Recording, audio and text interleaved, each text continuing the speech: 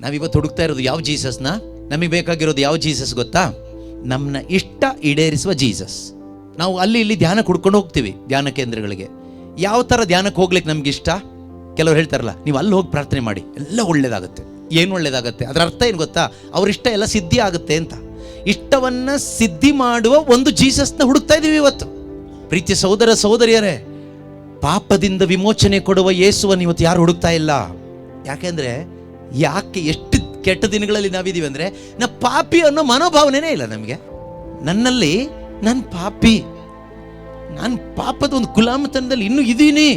ಆತ್ಮದಲ್ಲಿ ರಕ್ಷಣೆ ಬಂದಿದೆ ನಿಜ, ಆದರೆ ನನ್ನ ಈ ಶರೀರ ಇನ್ನು ಪಾಪದ ಗುಲಾಮತನದಲ್ಲಿದೆ. ನನ್ನ ಪ್ರಾಣ, my soul still it is in the bondage of sin. ಅದರಿಂದ ಹೊರಗೆ ಹೋಗಿಲ್ಲ ಇನ್ನು ಪೂರ್ತಿಯಾಗಿ. ಅವನ ಭಯನೂ ಇಲ್ಲ, ಅವನ ಟೆನ್ಷನ್ ಇಲ್ಲ, ಆ ಚಿಂತೆನೂ ಇಲ್ಲ, ಏನೂ ಇಲ್ಲ. ನಾನೆಲ್ಲಿ ಪಾಪ ಮಾಡಿದ್ದೀನಿ? ನಾವೇನು ಪಾಪ ಮಾಡ್ತೀವಿ? ನಾವು ಪ್ರೇಯರ್ ಮಾಡ್ತೀವಿ, ಚರ್ಚಿಗೆ ಹೋಗ್ತೀವಿ, ಕಾಣಿಕೆ ಕೊಡ್ತೀವಿ, ಕ್ಯಾಂಡಲ್ ನಡೆಸ್ತೀವಿ. ನಾವು ಜೀಸಸ್ ದಿ ಲಿವಿಂಗ್ ಗಾಡ್ ಮಿನಿಸ್ಟ್ರಿಲಿ 15 ವರ್ಷದಿಂದ 20 ವರ್ಷದಿಂದ 5 ವರ್ಷದಿಂದ ಇದ್ದು ಅಲ್ಲೆಲ್ಲಿ ಹೇಳ್ತಾ ಇದ್ದೀವಿ, ಬೋಧನೆ ಮಾಡ್ತೀವಿ, ಹಾಡ್ತೀವಿ, ಎಲ್ಲ ಮಾಡ್ತೀವಿ. ನಾವೆಲ್ಲಿ ಪಾಪದಲ್ಲಿದ್ದೀವಿ? ನಾವು ದೇವರಲ್ಲಿದ್ದೀವಿ. ದೇವರಲ್ಲಿ ಇಲ್ದೇನೆ, ಕ್ರಿಸ್ತನಲ್ಲಿ ಇಲ್ದೇನೆ, ಕ್ರಿಸ್ತನಲ್ಲಿ ಇದ್ದೀವಿ ಅಂತ ತಿಳ್ಕೊಂಡು ಬದುಕುವಷ್ಟು ಕೆಟ್ಟ ದಿವಸಗಳಲ್ಲಿ, ವಂಚನೆಯ ದಿವಸಗಳಲ್ಲಿ ನಾವು ಇವತ್ತಿದ್ದೀವಿ. ಪ್ರೀತಿಯ ಸಹೋದರ ಸಹೋದರಿಯರೇ, ಈ ವಂಚನೆಯಿಂದ ನಾವು ಹೊರಗೆ ಬರಬೇಕು. ಈ ಮಹಾ ವಂಚನೆಯಿಂದ ನಾವು ಹೊರಗೆ ಬರದೇ ಇದ್ರೆ ನಾವು ಕೂಡ ಇಸ್ರಾಯೇಲ್ ಜನರ ಹಾಗೆ ದೇವರಿಗೆ ವಿರುದ್ಧವಾಗಿ ನಡೆದುಕೊಂಡು ದೈವ ದ್ರೋಹಿಗಳಾಗ್ತೀವಿ, ದೇವರನ್ನ ತುಳಿದು ಬಿಡುವವರಾಗ್ತೀವಿ. ಅವ್ರನ್ನ ಹೊತ್ಕೊಂಡು ಬಂದು ನೋಡಿ, ಇಸ್ರಾಯೇಲ್ ಜನರನ್ನ ದೇವರು ಹೇಗೆ ನಡೆಸಿದ್ರು ಗೊತ್ತಾ?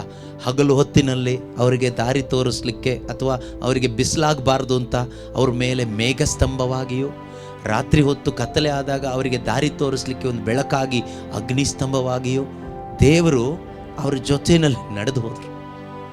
Literally god walked with them. ಆದರೆ ಆ ಜನ ಅವರ ಸುಖದಲ್ಲಿ ಆ ದೇವರನ್ನ ಮರೆತು ಬಿಟ್ರು. ಅವರಿಗೆ ಇಷ್ಟವಾದ ಒಂದು ದೇವರು ಬೇಕು ಅಂತ ಅವ್ರು ಕೇಳ್ಕೊಂಡ್ರು. ನಾವು ಇವತ್ತು ನಮಗೆ ಇಷ್ಟವಾದ ಒಂದು ಜೀಸಸ್ನ ಹುಡುಕ್ತಾ ಇದ್ದೀವಿ. ಜೀಸಸ್ನೆಲ್ಲ ಹುಡುಕ್ತಾ ಇರೋದು.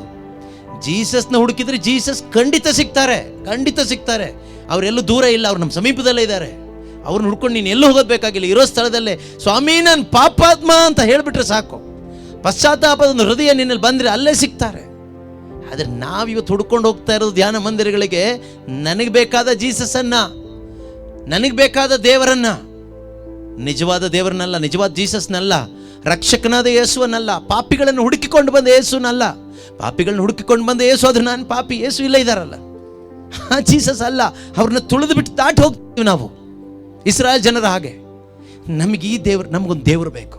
ಆರೋ ನನಗೆ ಕೇಳಿದ ಹಾಗೆ ನಾವಿವತ್ತು ಕೇಳ್ತಾ ಇಲ್ಲ, ನಾವೇ ಮಾಡ್ಕೊಂಡು ಬಿಟ್ಟಿದ್ದೀವಿ ದೇವ್ರನ್ನ. ನಮಗಿಷ್ಟವಾದ ಜೀಸಸ್ನ, ದೇವ್ರನ್ನ ನಾವೇ ರೆಡಿ ಮಾಡ್ಕೊಂಡು ಬಿಟ್ಟಿದ್ದೀವಿ.